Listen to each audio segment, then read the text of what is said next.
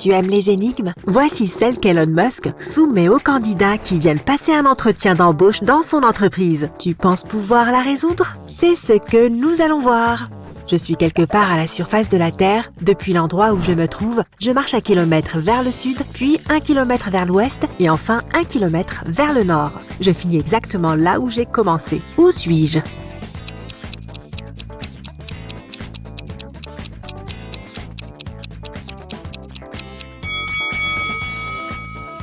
Voilà, c'est tout. L'entretien a commencé. Serais-tu embauché par Elon Musk? Tu peux mettre la vidéo en pause si tu as besoin de plus de temps pour réfléchir. Le plus amusant, c'est qu'il peut y avoir plusieurs bonnes réponses. La plus évidente est que tu te trouves au pôle Nord. Dessinons ton chemin. Depuis le pôle Nord, tu marches 1 kilomètre vers le sud, puis 1 kilomètre vers l'ouest et enfin 1 kilomètre vers le nord. Regarde, cela te ramène exactement à ton point de départ. Cela ne fonctionne pas avec le pôle sud, car de là, tu ne peux pas aller vers le sud. Mais que dirais-tu de dessiner un cercle près du pôle Nord, qui fait exactement 1 kilomètre de long? Maintenant, éloignons-nous de ce cercle de 1 kilomètre vers le nord. Nous pouvons commencer d'ici. Donc, à partir de cet endroit, nous faisons 1 kilomètre vers le sud. Nous atteignons le cercle. Ensuite, nous faisons 1 kilomètre vers l'ouest, en marchant tout le long du cercle et en terminant au même endroit. Après cela, nous faisons de nouveau 1 kilomètre vers le nord et nous finissons exactement là où nous avons commencé. Mais attends, il y a encore mieux. Dessinons maintenant un cercle près du pôle sud qui fait 0,5 km de long. Une fois encore, tu commences à 1 km de ce cercle. Tu fais 1 km vers le sud, tu atteins le cercle, tu fais 1 km vers l'ouest. Tu arriveras là où tu as commencé après avoir fait 2 fois le tour du cercle. La même chose fonctionne avec un cercle d'1/3 de kilomètre de long. Tu en feras simplement le tour 3 fois de suite. Cela fonctionne avec à peu près n'importe quelle autre longueur de cercle, tant qu'il fait 1 km de long, où n est un nombre entier. Ainsi, après avoir marché 1 km vers le sud, tu atteindras le cercle, tu en feras le tour n fois, puis tu te déplaceras d'1 kilomètre vers le nord. À chaque fois, tu reviendras à ton point de départ. Alors, tu as réussi l'entretien? Si tu n'as pas trouvé, ne t'inquiète pas, nous avons d'autres énigmes à te poser pour t'entraîner. C'est parti! Un singe, un écureuil et un lézard sont sur le point de faire la course sur un cocotier. Qui sera le premier à atteindre les bananes?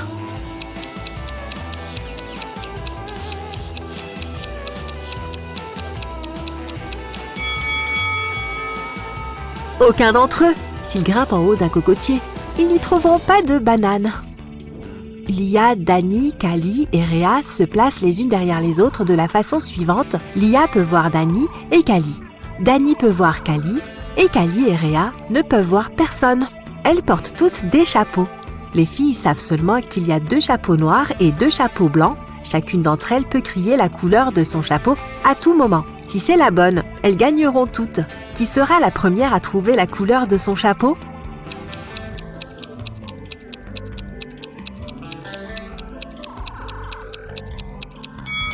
Lia voit Dani et Kali.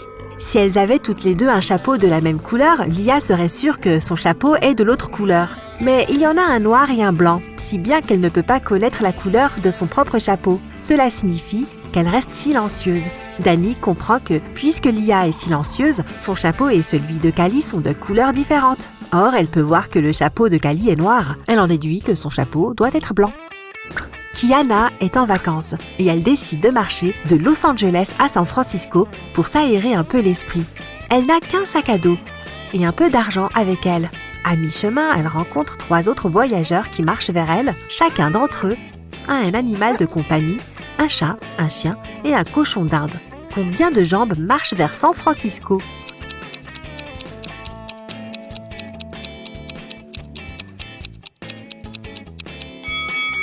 Seulement 2, celle de Kiana. Les autres voyageurs et leurs animaux vont dans la direction opposée, de San Francisco à Los Angeles. Ophélie participe à un jeu télévisé.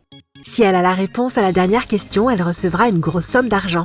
Regarde cette image d'un bus qui se trouve quelque part sur la route entre New York et Boston. La question est, vers quelle ville le bus se dirige-t-il?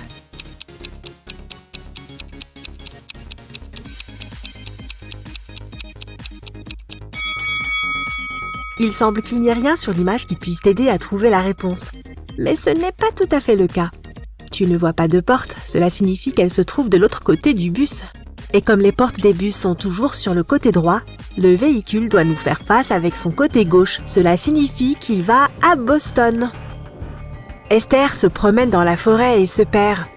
Elle essaye de retrouver le chemin de la maison, mais à la place, elle tombe sur la maison de la sorcière. Elle caresse le chat qu'elle y voit et demande à la sorcière si elle peut la renvoyer chez elle. La sorcière est occupée à faire le ménage et propose une énigme à Esther. Il y a 5 parties d'une chaîne et chacune d'entre elles a 3 maillons. Quel nombre minimum de maillons faut-il ouvrir pour en faire une chaîne d'une seule pièce ?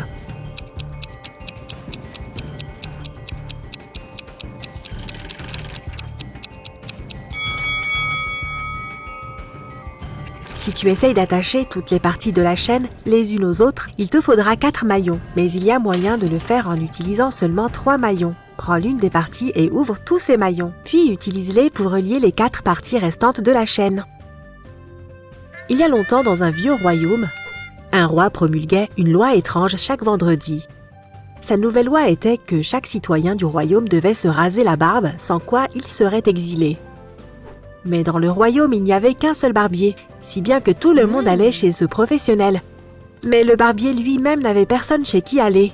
Pourtant, tout le monde a réussi à suivre les règles, et personne n'a été exilé. Comment est-ce possible ?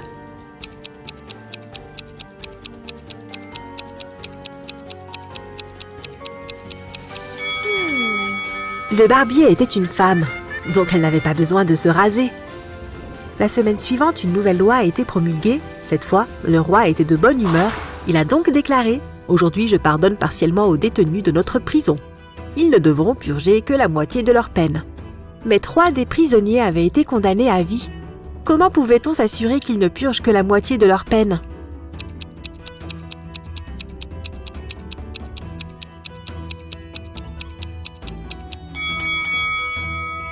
Ils devaient être libérés un jour, puis remis en prison le lendemain, et ainsi de suite jusqu'à leur mort. Ainsi, ils seraient libres la moitié du reste de leur vie.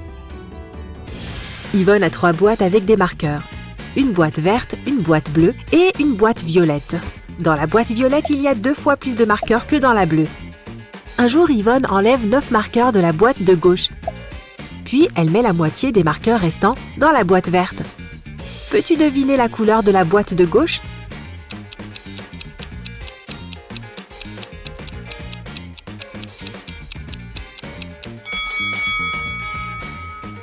Comme Yvonne a mis les marqueurs dans la boîte verte, il ne peut pas s'agir de la verte. Si la boîte violette contenait 2 fois plus de marqueurs que la bleue, alors le nombre de marqueurs à l'intérieur était forcément pair. 9 marqueurs de cette boîte, le nombre de marqueurs restants serait alors impair. Et Yvonne n'aurait pas pu en prendre la moitié pour les mettre dans la boîte verte. La boîte de gauche est donc la bleue. Kai passe la soirée chez son petit ami Ronan. Il mange du popcorn et regarde un film. Soudain, Kai décide de défier Ronan. « Je parie qu'il y a un endroit dans cette pièce où je peux m'asseoir et pas toi, même si je me lève. » Ronan réfléchit mais ne parvient pas à trouver la réponse. Puis Kai lui montre la solution. Où s'est-elle assise ?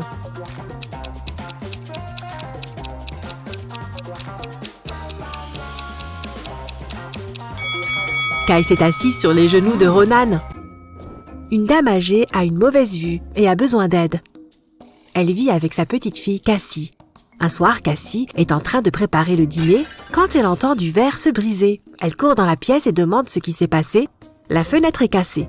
Sa grand-mère lui dit qu'un garçon aux yeux et aux cheveux noirs a jeté une pierre sur la fenêtre et s'est enfui. Cassie ne la croit pas. Pourquoi ?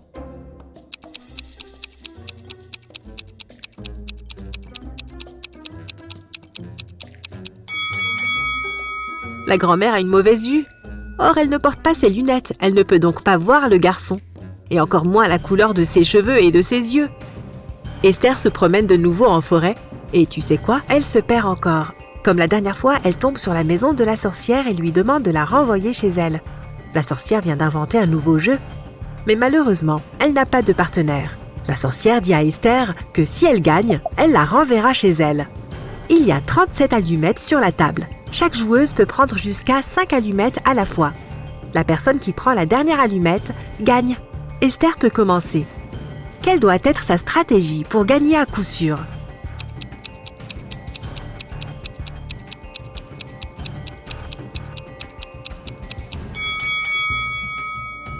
D'abord, elle doit prendre une allumette.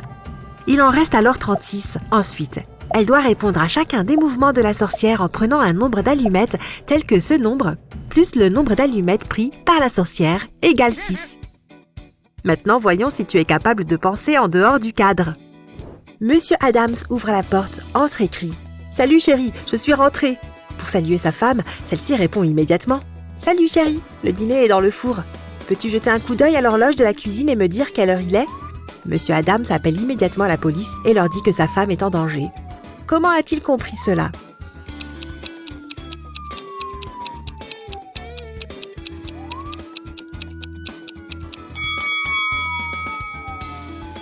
Monsieur Adams est aveugle. Si sa femme n'était pas en danger, elle ne lui aurait pas demandé quelque chose qu'il ne pouvait pas faire. C'était donc un message codé pour le prévenir.